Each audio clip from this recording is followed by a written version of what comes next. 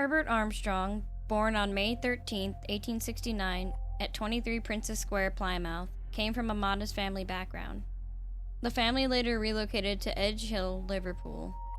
Admitted as a sizer to St. Catherine's College in Cambridge in 1887, he earned a BA degree in law and became a qualified solicitor in February of 1895.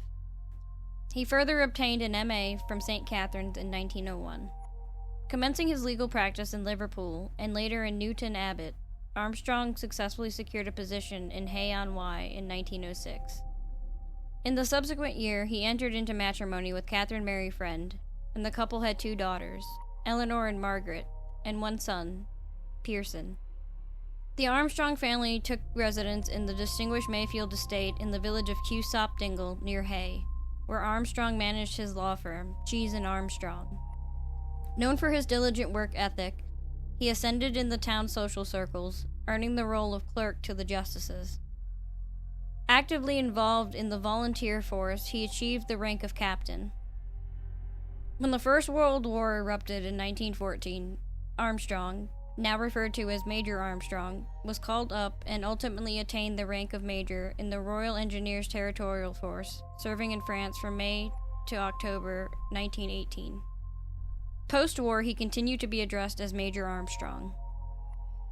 In May of 1919, Catherine Armstrong's health began to decline, exhibiting symptoms that the local physician, Dr. Thomas Hinks, diagnosed as brachial neuritis. She seemingly recovered without the need for consultation with Hinks for over a year. However, by August of 1920, Mrs. Armstrong's physical and mental health deteriorated once more. Armstrong, deeply concerned, maintained close contact with Hinks, consulting with relatives and friends. Hinks observed signs of mental collapse linked to her illness.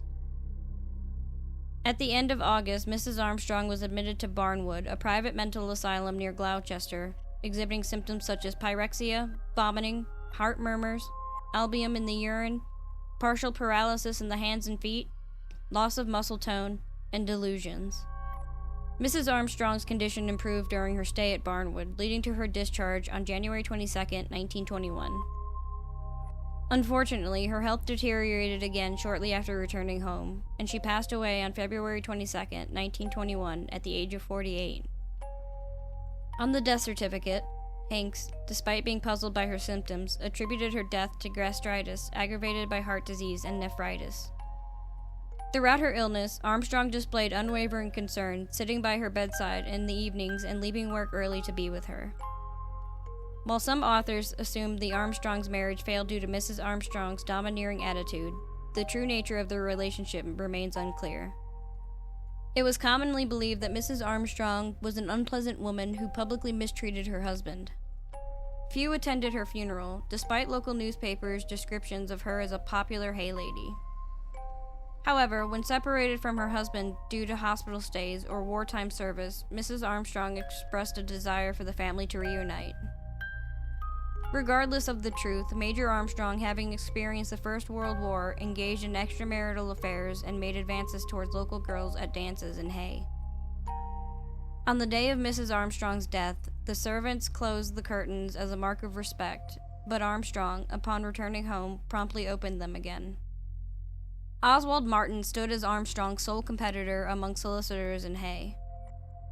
Both were engaged in representing conflicting parties in the sale of the Villeneuve estate, a transaction that carried the potential consequence of Armstrong's client facing a substantial loss, with Armstrong himself possibly having to pay a considerable sum to Martin's clients. The intricacies of the deal remained unclear, with Martin suggesting a concern about the titles. It seemed that the deposit entrusted to Armstrong for the sale had vanished. Despite Martin constantly pressing Armstrong about completing the transaction, Armstrong repeatedly postponed it, leading to its unresolved status at the time of Armstrong's trial. On October 26, 1921, Armstrong extended an invitation to Martin for a meeting at his residence. Expecting a discussion on the completion of the property sale, Martin found tea laid out with cakes and buttered scones. However, the conversation between the two men primarily revolved around mundane topics and office organization, despite the opportunity for Martin to address the pending property matter. Armstrong, expressing loneliness after his wife's death, casually handed a scone to Martin, saying, "Excuse fingers." After consuming the scone, Martin fell violently ill upon returning home. Martin's father-in-law, John Davies, a chemist in Hay, had previously sold arsenic to Armstrong, purportedly for dandelion control, though it was the autumn with minimal dandelions in Armstrong's garden. Suspecting foul play due to Martin's sudden illness, Davies became more alarmed when Martin mentioned the tea at Mayfield. Dr. Hinks noted the similarities between Martin's symptoms and those of Catherine Armstrong, collaborated with Martin and Davies. Davies cautioned the Martins against accepting gifts from Armstrong. Subsequently, it was revealed that a few weeks before the tea party, an anonymous box of chocolates had been sent to the Martins, causing violent illness in Mrs. Martin's sister-in-law. Examination of the chocolates revealed a small nozzle-like hole in some. Dr. Hinks alerted the Home Office about his suspicions regarding Martin and later raised concerns about Mrs. Armstrong's death. Analysis confirmed the presence of arsenic in the chocolates and Martin's urine, prompting the Home Office to involve Scotland Yard. Scotland Yard proceeded cautiously to avoid tipping off Armstrong. He was arrested on December 31, 1921, charged with attempting to murder Oswald Martin. Maintaining his innocence, Armstrong was found with a packet of arsenic upon arrest, and additional arsenic was discovered in his home. The exhumation and examination of Mrs. Armstrong's body by Home Office pathologist Bernard Spilsbury, 10 months after her death, revealed extensive arsenic poisoning. On January 19, 1922, Armstrong faced charges of willfully murdering his wife, maintaining his innocence with the repeated assertion, "I repeat what I said before, I am absolutely innocent." The trial of Armstrong, accused of murdering his wife, commenced at Hereford before Mr. Justice Darling on April 3, 1922. Renowned criminal trial barrister Sir Henry Curtis Bennett led Armstrong's defense, generating immense public and media attention.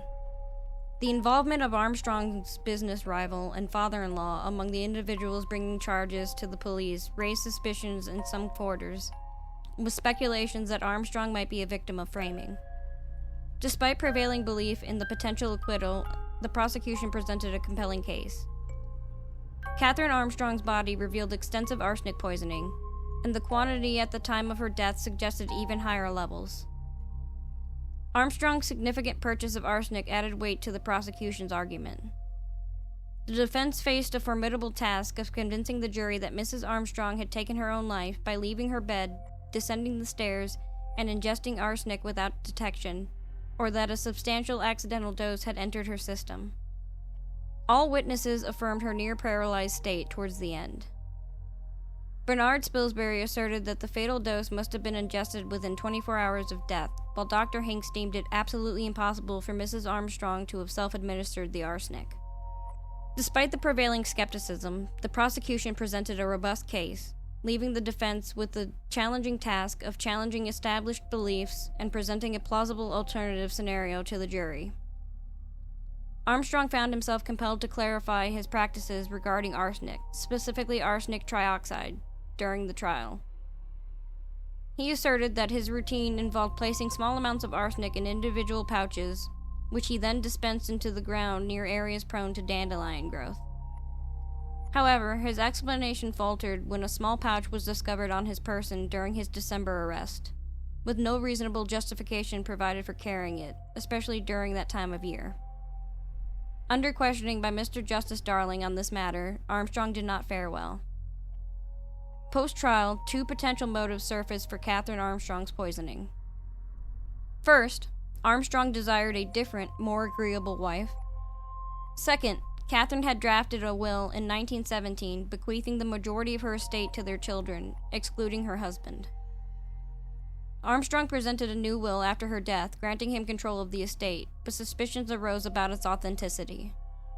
Armstrong had been facing financial difficulties in his business even before the Villeneuve estate affair exacerbated his troubles. Despite the substantial evidence against Armstrong, it remained largely circumstantial. No one witnessed Major Armstrong administering poison, and Mrs. Armstrong had occasionally spoken of suicide. Some medicines contained arsenic, and numerous individuals had contact with her at Mayfield.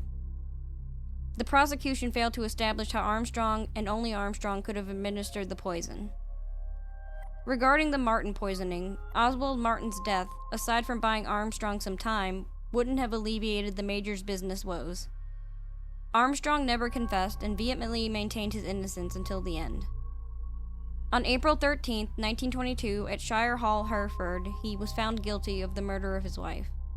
Mr. Justice Darling concurred with the jury's opinion, dismissing as absurd and unsupported by evidence the notion that Mrs. Armstrong had taken her own life. Subsequently, Armstrong received a death sentence. On May 16, 1922, the Court of Criminal Appeal rejected his appeal, leading to Armstrong's execution by hanging at Gloucester Prison on May 31, 1922. Thanks for watching. If you enjoyed this video, please consider subscribing by clicking the red subscribe button below. And don't forget to ring that notification bell so you never miss an update. Your support means the world to us. Please give this video a thumbs up if you liked it. Thanks again for watching, and we'll see you in the next video.